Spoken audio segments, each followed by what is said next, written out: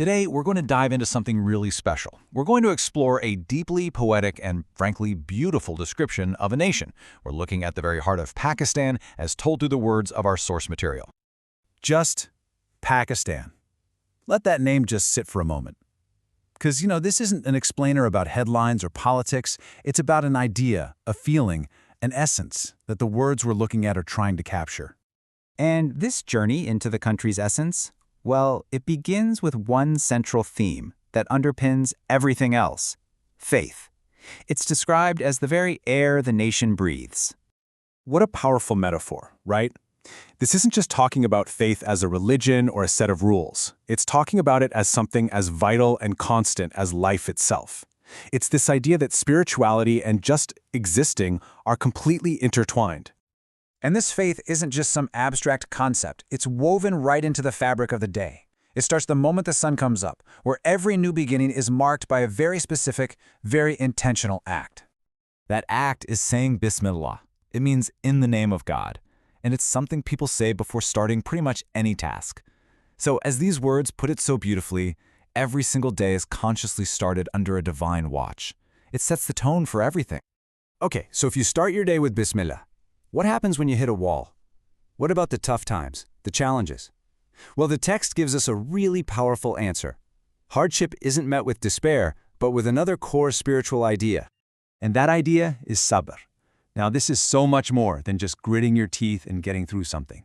It's an active virtue. It's patience. It's resilient endurance that's rooted in faith. So you see, faith provides the bookends for life's experiences, from the bright new beginnings to the absolute toughest moments. And when you see that on a national scale, you can start to understand where the resilience of an entire country comes from. So, how does this deep-seated faith actually show up in everyday life? Well, we see it embodied in the heart of the nation's people. And this spirit, this character, it isn't just in one place. It stretches across these vast, diverse landscapes, from the absolutely breathtaking, rugged mountains of Gilgit, way up in the north, all the way to the bustling, ancient streets of Lahore. And this gets to a central quality: generosity.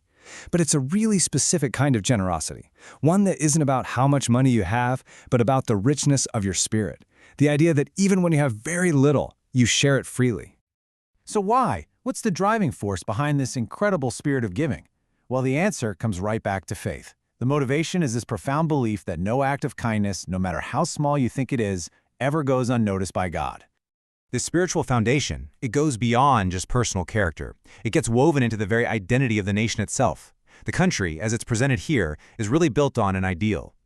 So Pakistan is framed as more than just a piece of land on a map. It's the realization of a powerful, guiding vision.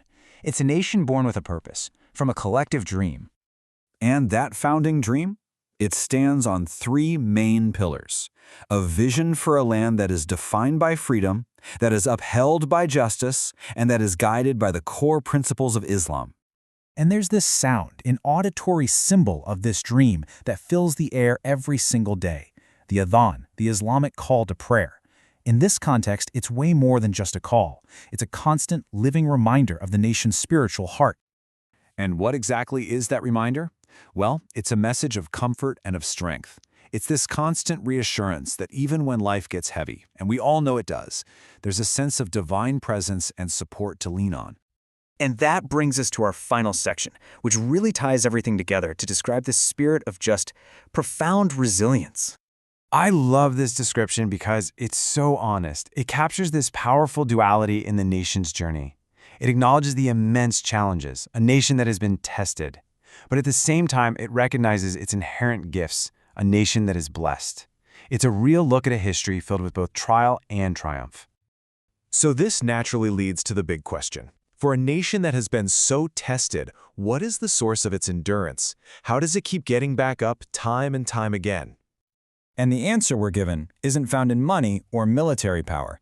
The true pillars of its strength are internal: Iman, which is faith; unity, that sense of being in it together; and hope, an unwavering belief in a better future.